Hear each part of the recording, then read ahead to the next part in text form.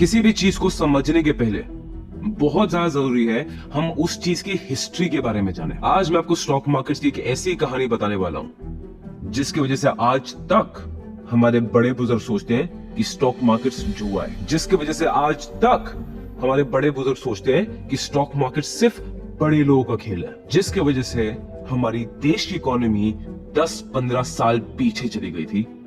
ये कहानी है मन्नू मानिक और उनके बेयर कार्टेल की।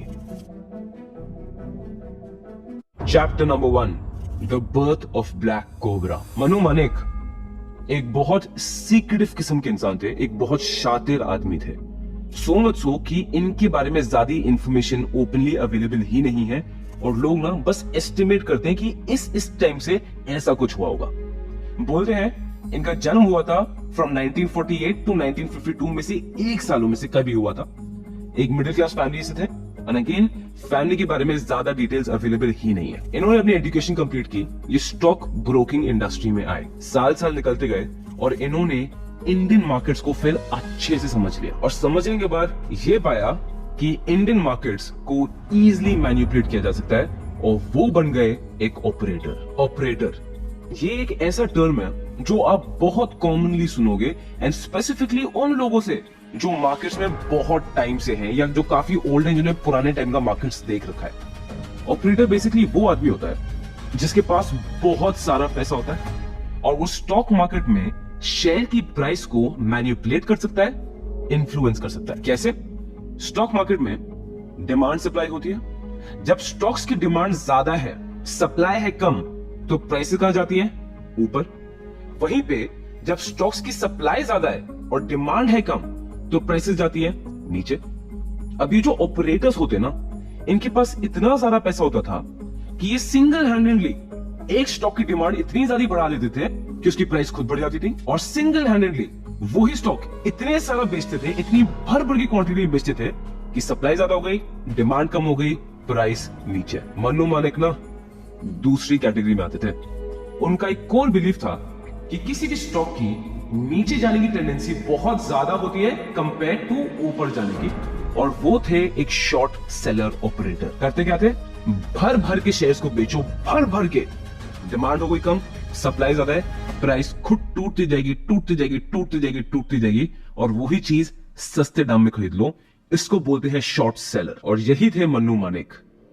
बट वो जमाना ही स्टॉक मार्केट कुछ ऐसा था ना, वो अकेले ऑपरेटर नहीं थे। Chapter number 2, the dark ages of stock market. अगर मैं बात करूं 1970s की, 1980s की और अर्ली 1990s की, उस समय स्टॉक मार्केट हमारे देश में एक ही मतलब था, मैनिपुलेशन। उस समय अगर किसी को फंडामेंटल एनालिसिस करनी होती थी या किसी स्टॉक के बारे में, कंपनी के बारे में जानना होता था, सर वो पॉसिबल ही नहीं था, बिकॉज उस समय इंफॉर्मेशन ही अवेलेबल नहीं थी। जो इंफॉर्मेशन, जो बैलेंस शीट्स, जो रिकॉर्ड्स इन्वेस्टर के हाथ में आते थे, वो इतने पुराने हो जाते थे, उनका फायदा नहीं होता था। और अगर एक इन्वेस्टर को एक्चुअली उस कंपनी के बारे में जानना है, उसके पास सिर्फ एक तरीका होता था कि वो कंपनी को एक एनुअल जनरल मीटिंग होल्ड करनी पड़ेगी, जहां पे बड़े शेयर होल्डर्स, बड़े इन्वेस्टर्स, बड़े फंड हाउसेस आते थे और वहीं पे वो मैनेजमेंट कुछ बताएगी उस कंपनी के बारे में। सबका जाना तो पॉसिबल था नहीं, तो उस समय आप मानोगे नहीं, फंडामेंटल एनालिसिस का मतलब क्या होता था? आप हेयर और सेम इन्वेस्ट कर रहे हो, लोगों की कई बातों में इन्वेस्ट कर रहे हो, आप इनसाइडर ट्रेडिंग में इन्वेस्ट कर रहे हो, बिकॉज और कोई इंफॉर्मेशन अवेलेबल थी ही नहीं। इन्वेस्टर्स के हाथ पीछे बंधे हुए थे और बस इतनी भी कहानी रुकी थी। जो प्रमोटर्स थे, जो बड़े ब्रोकिंग हाउसेस थे, ये खुद अपने में ऑपरेटर्स थे। इनका खुद फायदा होता था सिर्फ स्टॉक प्राइस को मैनिपुलेट करके। कहने को तो सेबी फॉर्म हो गई थी ऑन 12 अप्रैल 1988, पर सेबी की इस टाइम पे कुछ सिग्निफिकेंस थी नहीं, ना इनके पास ज्यादा पावर्स थी, ना ये फुल्ली ऑटोनॉमस थी। इसलिए जब भी आप सुनोगे लोग क्या बोलते हैं, SEBI was formed in 1992, because 1992 वो साल था जब सेबी को एक्चुअल पावर्स मिली, जब SEBI actually could make a difference. इस स्टॉक मार्केट की डार्क एजेस ने ना हमारे देश की इकोनॉमी को 10-15 साल पीछे धक्का दे दिया। कैसे?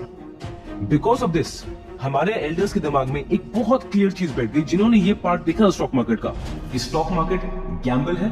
स्टॉक मार्केट में सिर्फ वो लोग पैसे कमाते हैं जो अमीर हैं, स्टॉक मार्केट में सिर्फ वो लोग पैसे कमाते हैं जो इनसाइडर इंफॉर्मेशन रखते हैं। और यही स्टीरियोटाइप्स आज तक हमारी जनरेशन में चलते आ रहे हैं। जिसकी वजह से हम इंडियंस अपनी देश की इकोनॉमी में पार्टिसिपेट नहीं कर पा रहे और हम इंडियंस बढ़े ही नहीं है, हम एडवांटेज ले ही नहीं पाए स्टॉक मार्केट की ग्रोथ का। और आपको इसका दूसरा साइड इफेक्ट बताऊं, एक तो हमारी पर्सनल फाइनेंस खराब हुई, दूसरी चीज ये हुई अब कोई स्टॉक मार्केट में इन्वेस्ट करता नहीं है, तो कोई कंपनी लेके मार्केट्स में आ भी गया तो ज्यादा पैसे मिलेंगे नहीं, जिसकी वजह से ज्यादा कंपनी हमारे देश में खुल नहीं पाई, जिसकी वजह से हमारे देश में कभी इतनी बड़ी कंपनीज बनी ही नहीं जो इतने सारी जॉब्स दें। Companies is the only thing जो एक देश को स्ट्रॉन्ग बनाता है। अमेरिका सुपर पावर क्यों है?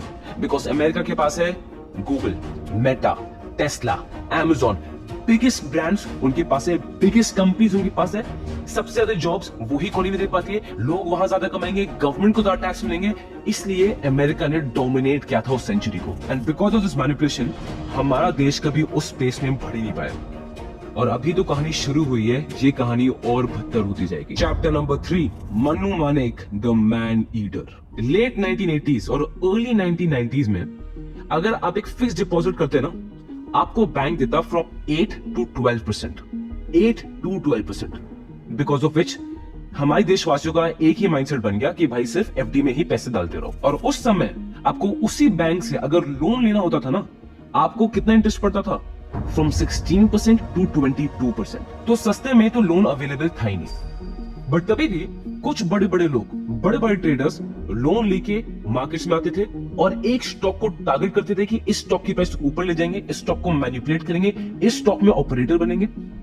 उस समय सर्कल था बहुत छोटा और मन्नू मानेक के कानों में ये सारी बातें पहुंच जाती थी, किसने कहां से उधारी ली है और कौन से स्टॉक को टारगेट कर रहा है। अब मन्नू मानेक इन्फ्लुएंशियल थे, उनके बहुत सारे स्टॉक ब्रोकर से बहुत क्लोज रिलेशन से बहुत हैवी दोस्ती थी। वो स्टॉक ब्रोकर्स के पास जाते थे, उनको बोलते थे कि जिस स्टॉक को वो ट्रेडर्स टारगेट कर रहे हैं बढ़ाने के लिए, वही स्टॉक वो ब्रोकर से मांगते थे उधारी पे कि मुझे भर भर के स्टॉक्स दे दो। ब्रोकर्स दे देते थे।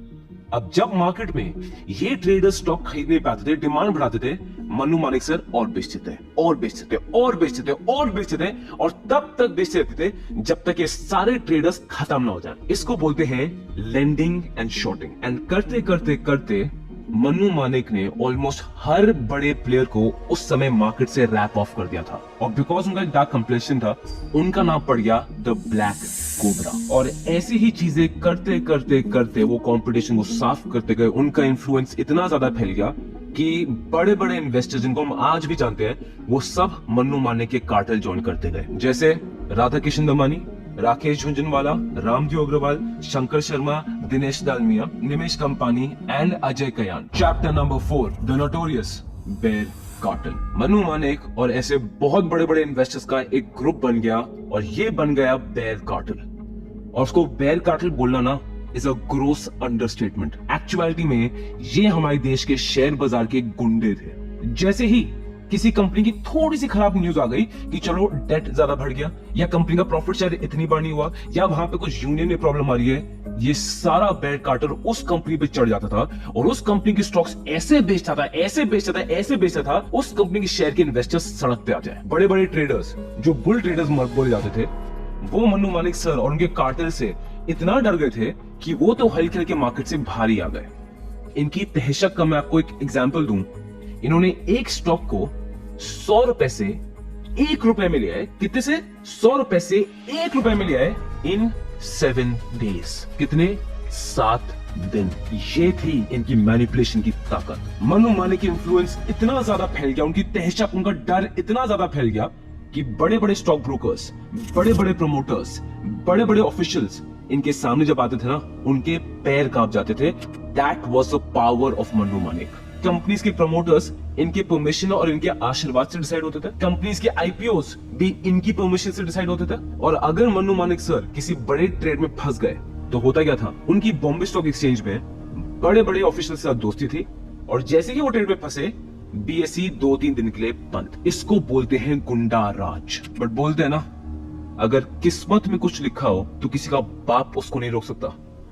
हमारी देश की किस्मत में लिखा हुआ है कि हम बनेंगे दुनिया के number 1 economy in the world. और इसी देश में 2 लोग पैदा हुए, धीरूभाई अंबानी और हर्षद मेहता, जिन्होंने इस बेयर कार्टेल को अपनी औकात दिखा दी। मैनिपुलेशन ना स्टॉक मार्केट्स में आज भी होती है और पेनी स्टॉक्स में होती है, चाहे रूल्स जितने भी स्ट्रिक्ट हो जाए, लोग तो मैनिपुलेट कर ही लेते हैं, बिकॉज इन मैनिपुलेटर्स और बड़े बड़े ऑपरेटर्स को पता है कि इन छोटे स्टॉक्स में ना एक आदमी सिर्फ अपनी साइकोलॉजी से काम लेता है। और आज भी हमारे देश में रिटेल इन्वेस्टर्स ना फंडामेंटल सिर्फ ध्यान भी नहीं देते। और यही साइकोलॉजी समझाने के लिए कि इन इन्वेस्टर्स को कैसे फंसाया जाता है, कैसे इनको घुटनों के बल तोड़ के इनसे पैसे निकाले जाते हैं। चैप्टर नंबर 5, धीरूभाई अंबानी से पंगा। 1977 में रिलायंस का आईपीओ आया था। उस समय का वो सबसे बड़ा आईपीओ और सबसे ज्यादा फेमस आईपीओ था, बिकॉज हमारे देश के बहुत सारे लोग रिलायंस के आईपीओ को देख के शेयर बाजार में उन्होंने एंट्री ली थी। एंड रिलायंस इतना ज्यादा हाइप था, इतनी ज्यादा अच्छी बातें थी स्टॉक के बारे में। ये होता था कि धीरूभाई अंबानी वो है जो रैग्स टू रिचेस आए हैं, धीरूभाई अंबानी वो है जो अपने साथ पूरे देश को अमीर बना रहे हैं। और ये आपको उनकी स्टॉक प्राइस से दिख जाएगा।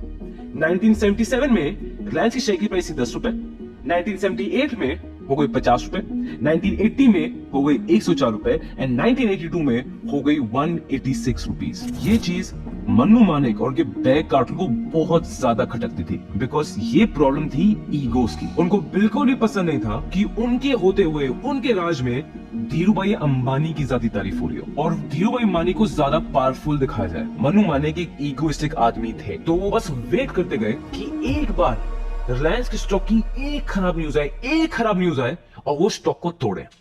और ये वेट खत्म हो गई 1982 में।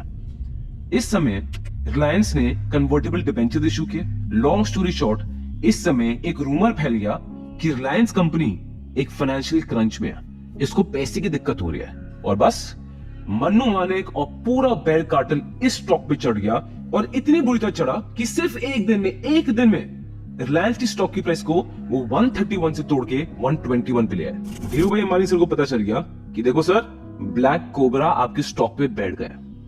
अब धीरूभाई अंबानी वो आदमी थे जो अपने इन्वेस्टर के ट्रस्ट के लिए, अपने इन्वेस्टर के फेथ के लिए किसी भी हद पार करने के लिए रेडी थे, किसी भी हद तक जाने के लिए रेडी थे। मन्नू मानेक के बेयर कार्टेल ने 10 लाख शेयर बेचे, वहीं से रिलायंस के किसी ने 10 लाख शेयर खरीद लिए। अब आप लॉजिकली सोचोगे, मन्नू मानेक का इतना बड़ा इन्फ्लुएंस था उस समय, उनको आराम से पता चल जाता कि ये स्टॉक खरीद कौन रहा है। बट मजे की बात ये थी कि जो भी रिलायंस के स्टॉक खरीदे जा रहे थे ना, वो बाहर के इन्वेस्टर से, इंडिया से बाहर के इन्वेस्टर्स के थ्रू खरीदे जा रहे थे, जिसके से मन्नू मानेक को पता ही नहीं चल रहा था ये स्टॉक खरीद कौन रहा है। मन्नू मानेक ने सोचा कोई नहीं सर, 1 लाख शेयर और शॉर्ट कर दिए, 1 लाख शेयर खरीद लिए।